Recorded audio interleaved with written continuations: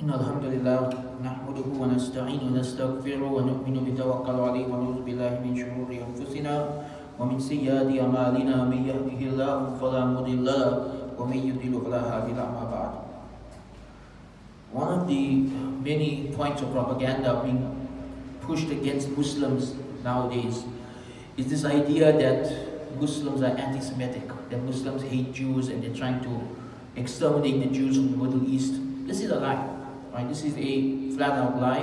And what we're going to look at today is a historical analysis of how Muslims actually treated Christians and Jews, particularly in Palestine throughout the history. Right? And when you study the history of how Muslims ruled over these lands, it becomes very clear that what's being pushed in the media today is propaganda and lies. Because Jewish people have always been considered part of Ahlul Kitab, the people of the book. And Ahlul Kitab have always been given religious rights to live and practice their religions within the Muslim world. And we go back to the time of Rasulullah sallallahu alaihi wasallam. Palestine, or Jerusalem at that time, was part of the Roman Empire. And it had been part of the Roman Empire for a very long time. And under Roman rule, there was a lot of religious intolerance in Jerusalem. Right? Firstly, they changed the name of the city to Constantinople, right? To make it seem like it had nothing to do with Judaism whatsoever. They completely renamed the city. So whenever you see the name Ilya in a hadith, it's actually referring to Jerusalem, right? Because under the Romans, it was Ilya Constantinople. And not only did they change the name of the city, they had leveled Al-Aqsa. They had leveled that land and turned it into a dump yard as an insult to the Jews, right? The Romans had leveled this land and turned it into a dump yard. Number three, the Romans did not allow the Jews into Jerusalem to perform their religious duties and pilgrimage. They kept them out. It became a Christian land only. So under Roman rule, only Christians were allowed to worship in this land. And not just any Christians, but their denomination only. Right? Anyone who knows the history of Christianity knows that it's a very sectarian history. Whenever one group rules, all the other groups are oppressed. Right? This has been the history of Christianity throughout the ages. And it was very strong during the Roman period that if you weren't following their version of Christianity, you weren't considered a believer. And so there was oppression of anyone who was not from their group over this land. And Rasulullah sallallahu alaihi wasallam, in many ahadiths, he made reference to this land as being a Muslim land. And he made reference to this land as being a land that the Muslims will soon rule over, and that they will rule over for a long period of time. So it was very clear that this land was meant to be an Islamic land. In fact, the emperor of Rome at that time, Heraclius, when he was in Ilya, he had his famous conversation with Abu Sufyan, in which at the end of the conversation, he told Abu Sufyan that if what you're saying is true, that Prophet will rule over this land shortly. Right? So even he knew that that land was going to be a Muslim land soon. And Rasulullah sallallahu alaihi wasallam, just before he passed away, one of his final commands was to send out the army of Usama. But what gets lost for many people, what many people don't realize, is what was the purpose of the army of Usama? Why was Rasulullah sallallahu alaihi wasallam so determined that this army goes out? The army of Usama ibn Zayd. Usama ibn Zayd was the son of the adopted son of Rasulullah sallallahu alaihi wasallam, Zayd ibn Harisa, and he was very beloved to Rasulullah sallallahu alaihi wasallam. He was only about 18 or 19 years old at this time, and he's leading this army. And the purpose of the army is to bring Jerusalem under Muslim rule. This was the last army that Rasulullah sallallahu alaihi wasallam put together and sent out. That they were headed in that direction to liberate Al-Aqsa and make it a Muslim land. And within 2 years after the death of Rasulullah sallallahu alaihi wasallam, in the reign of Umar ibn al-Khattab radiallahu anhu, very early in his reign, the Muslims conquered that land. So after about 2.5 to 3 years of jihad fi sabilillah in that land between the Romans and the Muslims conquer city by city, Damascus and all of the other cities, and eventually they get to Jerusalem. and they conquered Jerusalem. And it's a very peaceful conquest of Jerusalem. And Jerusalem at that time is ruled by what we would call like priests, right? It was ruled by the religious class of the Christians. And they had a lot of conditions for handing over their holy land to Muslims. And one of those conditions was that the Khalifa himself must collect the keys to the city. And there is no other city that the Muslims conquered where the Khalifa himself had to travel to collect the keys. Jerusalem is the only city where Umar ibn al-Khattab himself left Medina, went to Syria, he visited all the lands that the Muslims had conquered there, he checked up on the lands, and he went to Jerusalem and he collected the keys, he met with the priests, he laid down the rights of both Jews and Christians in the land, and he made sure everything was settled, and then only he left and went back to Medina. Now a few things happened during the conquest of Jerusalem that set the ground for how Muslims would treat Ahlul Kitab in that land and in other lands throughout history. Right? Few things that Umar ibn al-Khattab did that showed us how Muslims are supposed to deal with people of other religions who are under Islamic rule. And from amongst them, number one, he cleaned up the site of Al-Aqsa himself, even though it was a dump-yard. He cleaned it himself and he had others help him, and they cleaned it together and they re-established Al-Aqsa on that land, and Masjid Al-Aqsa was built there. Right? So they fixed up that land. Another thing he did is he allowed the Jews to start coming to Al-Aqsa again, to Jerusalem again for their pilgrimages. So under Roman rule, the Jews weren't allowed in that land at all. Under Umar ibn al-Khattab's rule, they were allowed to start coming for pilgrimage. Right? They still weren't allowed to live there because that would be too much for the Christians to handle. It wasn't an Islamic thing, but it was respecting the rights of the Christian citizens who were the majority of that land at the time. Right? So just to on one hand give the Jews their rights, and on the other hand not to upset the majority, this compromise was made that the Jews can come for their pilgrimage, but the citizens will be Christians and Muslims. Right? And within a few years that changed, and after the Jews were allowed to live there as well. And for the bulk of our history, if you go at any point in our history, whether it was the time of the Khulafa al-Rashideen, or the Umayyads, or the Abbasids, or the Ottomans, Muslims, Jews and Christians all lived in peace in that land. And they all had their holy sites, and they all worshipped, and they all lived together in peace. This is our history. There was no anti-Semitism, right? Don't get this wrong. Our problem today is with Zionism. It is with the Zionist project. This settler colonialist project of Europeans who have went into an Arab country, made genocide of its people, taken over its lands, and have established a very racist apartheid state. That is what our problem is with. It's not with Jewish people living in that land and performing their religious duties and just living their lives. That's not the problem. The problem is the state. It is the project of Zionism. And we must not mix the two up, right? Because this is part of their propaganda to make it seem like Muslims hate the Jews and want to exterminate them. This is a lie. Our history is proof that this is a lie. So Umar ibn al-Khattab did a lot of things that established the rights of both Jews and Christians in Jerusalem. Another thing he did was, this is an amazing incident. When the time came for Salah, Umar radiallahu anhu was in one of the churches speaking to the Christian priests. And they told him he can pray there. And he said, I don't want to pray here, because it may be in the future some zealous Muslims will want to build a masjid where I pray. And I don't want them to damage your churches. So he went outside and he prayed in another spot. And today, if you go to Jerusalem, you will see there is Masjid al-Umar, and a few steps away there is this church that is still there from that time. Right? He had this foresight that people will want to build a masjid where he prays. Again, this is the foresight of Umar ibn al-Khattab, one of the greatest thinkers in the history of Islam. And so Umar radiallahu anhu, he lays this groundwork where respecting the Christians' churches, respecting the Jewish right to come and worship there, respecting the right for the citizens to be of whatever religion they are, as long as they pay their tax, the jizya, right? And so this became the established norm of Jerusalem, and it remains so throughout our history. It remains so throughout our history. Really, one of the problems of our time is most of us have been born after the Israel-Palestine conflict started. And because this has been going on our entire lives, we have this perception that this land has always been in conflict throughout history. Right? This is the idea in our mind. that there's always been people fighting over Jerusalem throughout history. But this is not true. This is not true. In the time of Umar radiallahu anhu, the Sahaba conquered this land very peacefully. And then this becomes a Muslim land in which Muslim Jews and Christians live in peace for hundreds of years, for centuries. For centuries, there's no problem. This is one of the most peaceful cities you can live in, regardless of your religion. And it was a land where everyone was respected.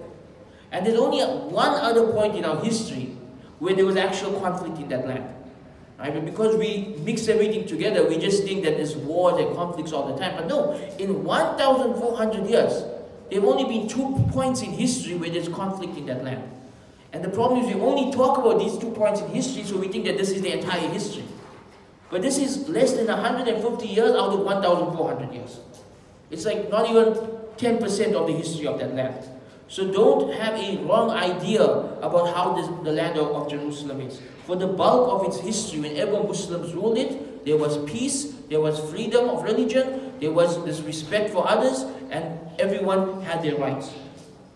The only other time where there was conflict was, again, it wasn't the Muslims' fault. It was the Crusaders.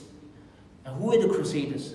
So this happened a few centuries ago, right? That there was a Christian extremist movement. We can call him a Christian extremist movement, who became overzealous about their religion, and they started to attack and conquer Muslim lands under this idea that if you kill the Muslims, your sins will be forgiven and you will go to heaven. The concept of holy war. It's a Christian idea, the concept of holy war. And so they went into the Muslim lands, and at that time, Muslims did not expect this, right? If you lived at that time, Muslims had their primary borders towards the Byzantium Empire and the Mongols. They are not expecting any attack from the Europeans. The Europeans were like basically considered by them to be, living in the Dark Ages, not a problem, not someone who's going to attack us. So they didn't have strong defenses on that side of the borders. And so the Europeans, they suddenly become crusaders, they suddenly get this bloodlust, they suddenly get this desire to conquer these lands, and they just storm through that coast, taking over all those lands, including Jerusalem. And it is an absolutely bloody massacre in Jerusalem, a complete genocide of the people living there. Anyone who's not part of their denomination is massacred, Muslim, Jew, and Christian alike. And they take over Jerusalem, and for about 90 years, that land becomes a Christian land again. And during those 90 years, Muslims were not allowed in there to pray, Jews were not allowed in there to pray, Christians of other denominations were not allowed in there. It was just the Crusaders and those like them who were allowed in there, and it became a land of intolerance for about 90 years. And then we all know what happened at the end of the 90-year period. Allah subhanahu wa ta'ala caused to rise up from amongst the Ummah a great man by the name of Salahuddin Ayyubi, who became the governor of Egypt, and he united the Muslim armies who were very divided at that time. It's quite interesting when you look at how similar history was at that time and today, because at that point in time the Muslims were divided.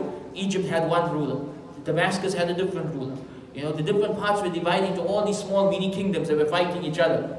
And Salahuddin gets them to unite. They're still separate kingdoms, but they united in one goal, to free Jerusalem. And so they all work together under Salahuddin, they form an army, they go, they take back Jerusalem, they bring it back under Muslim rule, and Salahuddin does something that shocks the Christians. Something so shocking that right till today, the Christians have to honor him, and they have to speak good about him. Because when the Christians invaded that land and took over Jerusalem, they massacred the Muslims. When Salahuddin took it back, he emulated the sunnah of Rasulullah sallallahu alaihi wasallam when he conquered Makkah. And that was, he took it over in a way that once the battle was over, obviously in a battle there's going to be bloodshed, but once the battle was over and he took it over, he allowed the people in there peace. They could live as Ahlul Zimma, as people who paid the jizya, as Jews and Christians, or they would be escorted back to their land safely, whichever lands they are from. They would be escorted back to their land safely. There was no massacre. There was no genocide. There was no destruction of churches. In fact, there was complete respect for the others, that they would be allowed to live in these lands, and they would be allowed to follow their religions, and there wouldn't be revenge for what happened 90 years earlier. Rather, there was forgiveness for what had happened 90 years earlier. And so once again, Salahuddin Ayyubi showed the Islamic approach, right? That Muslims will fight for this land. But Muslims are not there to, we're not there to harm other people. Rather, when Muslims ruled over Jerusalem, there was peace. When Muslims ruled over Jerusalem, the Jews had their rights. When Muslims ruled over Jerusalem, the Christians had their rights.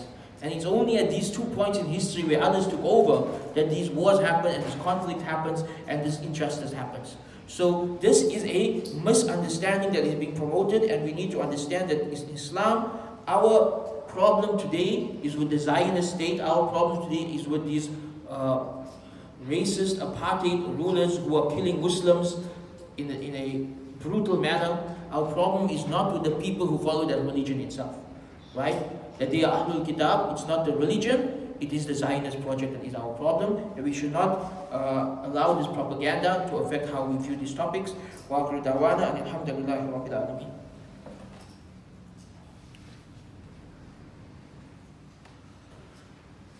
Alhamdulillahi wahdahu wassalatu wassalamu ala man la nabiyya ba'da, amma ba'd, fa inna asdaqal hadithi kitabullah wa khayrul hadi hadi Muhammadin sallallahu alayhi wa sallam, wa sharral umuri muhdatsatuha wa kullu muhdatsatin bid'ah wa kullu bid'atin dalalah wa kullu dalalatin fin nar. When we look at the Ottoman Empire, that was the last Muslim empire to rule over Jerusalem. And the Ottomans ruled over Jerusalem right until after Zionism had already come into existence. So it's very interesting because this is when you see an actual Khilafat clashing with Zionism. It's the only point in history where they both exist at the same time. Under Ottoman rule, they formalized this process of giving freedom of religion to the Jews and Christians, and they gave it a name called the Millat system. Millat means religion, the Millat system. And what the Millat system meant was that Christian cities or towns, they would live according to their law. Jewish cities and towns, they would live according to their law, right? And this is considered part of Sharia. That in the Sharia, because they pay the jizya, they have freedom of religion. And their freedom of religion is to an extent that they can judge between each other according to their own books. So in a Christian town, they would judge according to the Bible. In a Jewish town, they will judge according to the Torah. And this is fine because they are paying the jizya. They have the right to follow their religion, even in those aspects. And so what you would find under Ottoman rule is you would find Christian villages that were completely Christian and Jewish villages that were completely Jewish. And they had full freedom of religion to do so. So what happened? What happened was about 150 years ago, the Zionist project came about. And the Zionist project was an idea had by some European Jews that they want that land, right? That's going to be their land. Keep in mind that this land at that point in time is part of the Ottoman Empire and had been a Muslim land for the most part since the time of Umar ibn al-Khattab, just minus 90 years. For over 1,300 years, there had been a Muslim land. And suddenly these people decide, we want that land, our forefathers are from there, right? And they demand that land. And the Ottomans take a very strong stance. We know specifically Sultan Abdul Hamid II, the last great Ottoman ruler, he took a very strong stance against him, and he said, as long as the Ottoman Empire exists, you cannot have this land. Right? As long as the Ottoman Empire exists, you cannot have this land. And so what do? World War I happens. And all Muslims learn about World War I. Many Muslims don't realize this. World War I is part of Islamic history. It is part of our history. It is one of those 3 most devastating events in Muslim history. Right? The Mongol invasion of Baghdad, the Christian Inquisition of Spain, and World War I are the 3 most devastating events in Muslim history. The Mongol invasion was the end of the Abbasid Empire. The Christian Inquisition was the end of Islamic Spain. Muslims ruled Spain for 700 years. And World War I was the end of the Khilafat and the Ottoman Empire. Inshallah, the Khilafat will return, but it was the end of the Ottoman Empire. World War I is an important event in Islamic history. It is part of our history. So what happens in World War I? The world is divided into two sides, right? The Ottomans are on one side and the British are on the other side, and they both have their allies. And at this point, the Zionists make a deal with the British that we will help you, provide you with arms and things like that. In exchange, we don't want money, we want that land. When you conquer the Ottomans, we want that land. The British also make a deal with the Arabs, that if you betray the Ottomans, who were Turks, then we'll give you that land. So the Arabs, some of the Arab tribes, they betray the Ottomans. The Zionists help the British. The British win the war, the Ottoman Empire is defeated, those lands fall under British and French rule, and now that land specifically, Palestine, they have many different groups arguing, telling the British, promise us this land. Right? And this is when the problem starts. The problem we have today of people fighting over that land, it's a problem started by the British. It's the British who promised that land to a multiple of different people, and when they all showed up to claim that land, the British didn't know how to handle it. They handed it over to the United Nations, and it remains a mess until today. But in reality, we go back to our primary point. When Muslims rule that land, Christians and Jews have nothing to fear. This is the important point. When Muslims rule that land, the Christians and the Jews have nothing to fear. They have their religious sites, they have their freedom of religion, they will be treated with peace and justice. It is in everyone's best interest that that land is under Muslim rule. Because Islam has the system that gives the Ahlul Kitab their rights. But we don't see that same system under Zionism. We don't see anything close to that under Zionism. What we see is genocide. What we see is apartheid. What we see is racism. What we see is the systematic erasure of one people to replace them with another people. And that is an injustice we cannot be silent about. That is an injustice we can't just sit back and allow to happen. Muslims will continue to speak against it. We will continue to fight the propaganda. We will continue to assist our brothers and sisters in Palestine in any way we can, because this is a cause of justice. This is a cause of Islam. This is a cause of re-establishing that which Allah wanted to be the norm in that land, and to get rid of any form of racism and apartheid and injustice and unjust violence from that land. And so this issue of Palestine is an Islamic issue. And this issue of Palestine is an issue of Muslims versus Zionism and Muslims versus apartheid. And we should understand that when Muslims rule that land, it becomes a land of blessings, a land of peace, and a land where everyone is welcome. And this is what is best for the people of that land and for people all over the world. So really, it is in everyone's best interest that this becomes an Islamic land once again. We ask Allah to liberate Al-Aqsa from the Zionists. We ask Allah to help the Palestinians in their cause and to accept the martyrdom of all of the Muslims who were killed in this genocide. We ask Allah to let good come out of this tragedy, and to let a new Khilafat come out of this tragedy, and to let a new Islamic power rise up from this tragedy, and to make this tragedy in the long run a source of good for this ummah. And we ask Allah to give patience to all of the families of the Muslims in Palestine, to give them the patience and the strength and the iman and the courage to keep doing what they are doing, and to give them victory and to assist them in ways that we cannot imagine. اللهم انصر المجاهدين في فلسطين، اللهم انصر المستضعفين في فلسطين، اللهم اعز الاسلام والمسلمين، اللهم اعز الاسلام والمسلمين، اللهم اعز الاسلام والمسلمين. سبحان ربك رب العزة عما يصفون والسلام على المرسلين والحمد لله رب العالمين.